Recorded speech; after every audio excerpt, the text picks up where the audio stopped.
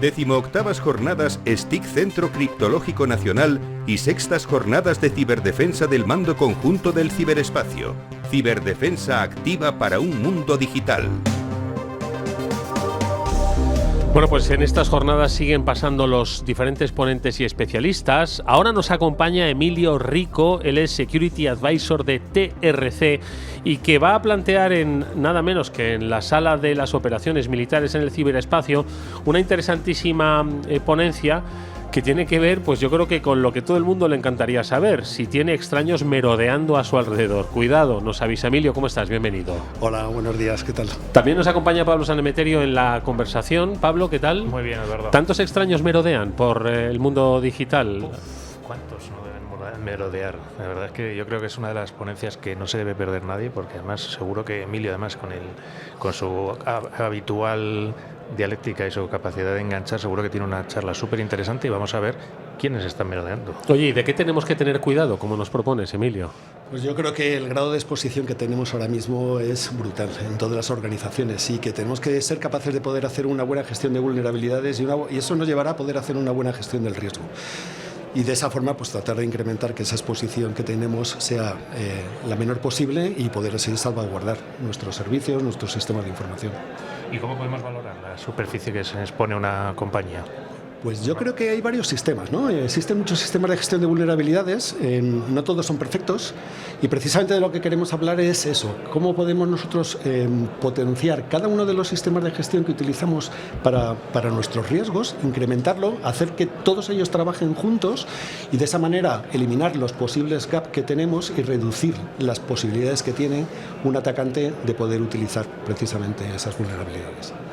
Bueno, al final yo creo que muchas veces las organizaciones no llegan a ser conscientes, fíjate ya no de las vulnerabilidades, de los elementos que tienen expuestos en Internet. Sí, eso está ocurriendo ahora mismo, ¿no? O sea, realmente casi todos los ciclos que hay de gestión de vulnerabilidades empiezan precisamente por un reconocimiento de cuál es toda tu superficie para saber si tienes ahí vulnerabilidades o hay posibles brechas. Pero no puedes quedarte simplemente en la existencia de esas vulnerabilidades. Muchas veces a lo mejor el problema es un error en una configuración, una actualización que se ha hecho de otro producto. Así es que tienes que estar constantemente monitorizando esa superficie que tienes de ataque para poder tratar de adelantarte a cualquiera de las amenazas y ser mucho más proactivo, ¿no? Y poder entonces defenderte de mejor forma.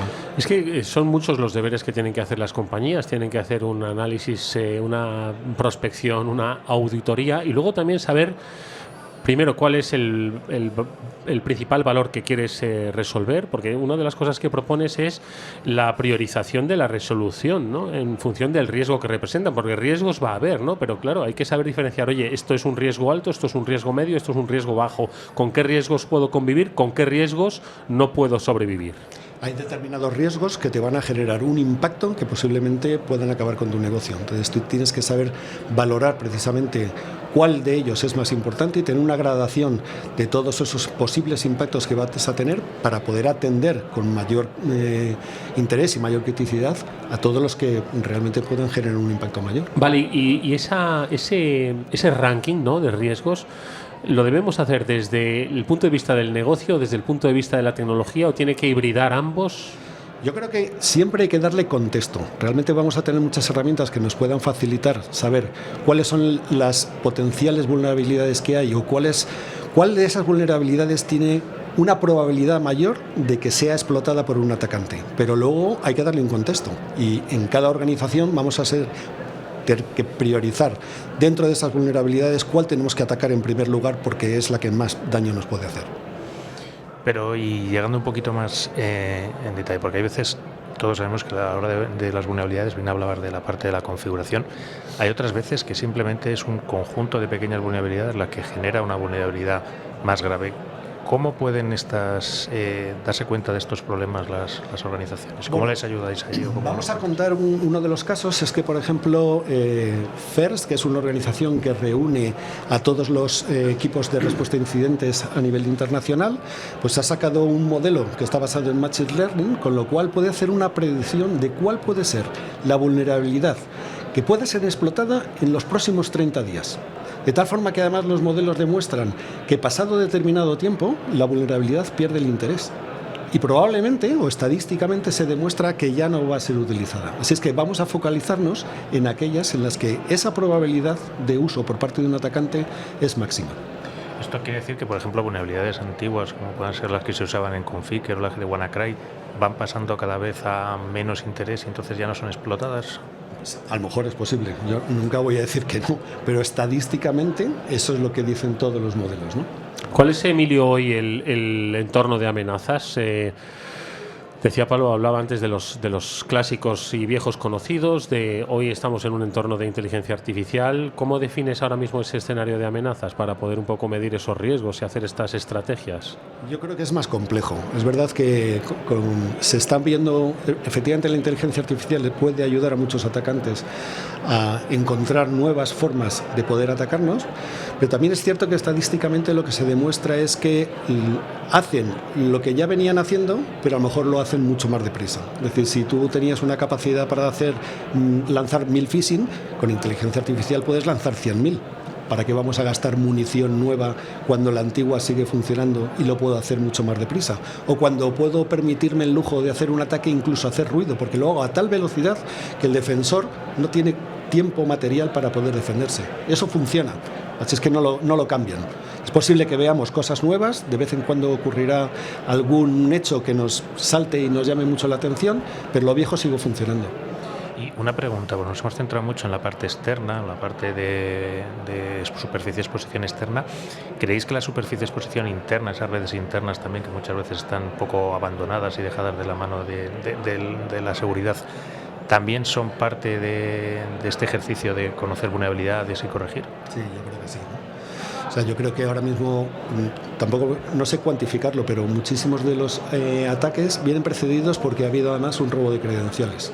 Entonces, en el momento en que el atacante tiene credenciales y puede moverse con esas credenciales libremente por tu red, entonces multiplicas el número de rutas de ataque, sobre todo en entornos híbridos donde ahora, además de tener que proteger tu propia red, tienes un montón de tráfico hacia servicios que tienes desplegados en la nube, y eso lo que está es incrementando el número de rutas de ataque por las que un enemigo o un adversario te puede entrar, ¿no?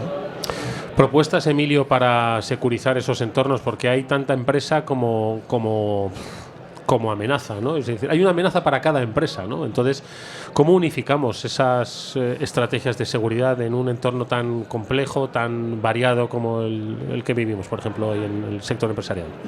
Cada uno va a tener que buscar su camino, ¿no? Yo creo que el problema que tenemos es que hay tantas cosas que hacer que muchas veces lo urgente nunca nos da tiempo a poder hacer lo importante. Entonces busquemos ese rato para hacer lo importante, porque eso es lo que luego después nos va a liberar precisamente para tener más tiempo de poder hacer otras cosas.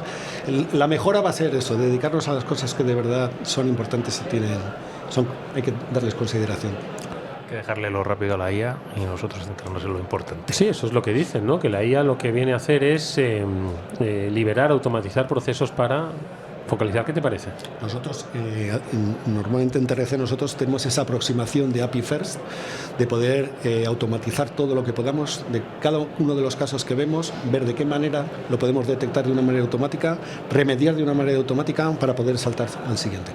Y que poco a poco la intervención humana sea la mínima imprescindible y solo en aquellos casos que realmente la gravedad lo requiere. Bueno, pues yo creo que lo que ahora queda es que las empresas se tomen en serio que tienen extraños merodeando a su alrededor, por mucho que piensen que no. La advertencia la ha dado Emilio Rico, que es Security Advisor de TRC, y yo creo que pone mucho la lupa en que la ciberseguridad entienden cuáles son las estrategias, pero también tiene que haber una proactividad de las empresas, Pablo, para que esto lo pongan en marcha. Nos decía algún ponente que ha pasado por estos micrófonos que la pyme se niega a hacer inversiones, pymes que facturan mucho, ¿eh? A ver, yo es que creo, fíjate, no creo que sea tanto la parte que se nieguen a hacer inversiones, que yo creo que no son tan conscientes del riesgo al que están enfrentándose. Y además, ojo, me gusta el título de la parte de tienes extraños merodeando, pero lo que no eres consciente es de los agujeros que tienes en la pared, sí, por los que están mirando esos extraños. Entonces yo creo que es muy importante que todas las organizaciones cada día sean un poco más conscientes de qué es lo que puede suponer, porque yo entiendo que tenemos un gap. Muchas veces también desde el sector de la tecnología hablamos, oye, que tienes CVE 2017-00199. Ninguno de nuestros oyentes, salvo 3 o 4, saben de qué estoy hablando. Entonces, es muy complejo hablar de este tipo de vulnerabilidades sin explicarle, oye, es una vulnerabilidad que si tienes expuesto este ordenador a Internet, simplemente con lanzar un paquetito ya te lo controla. Y a partir de ahí entro en tu organización y te quedas sin Emilio información. lo explica muy bien, ¿eh? No, mejor que yo. Para que nos enteremos. Pues nada, es un maestro, Pablo es un maestro, es un speaker de primera. Bueno, oye, pues lo dicho, gracias a los dos. Mucha suerte, Emilio, para el futuro. Muchas gracias, ha sido un placer estar aquí con vosotros. Nos vemos en unas próximas jornadas.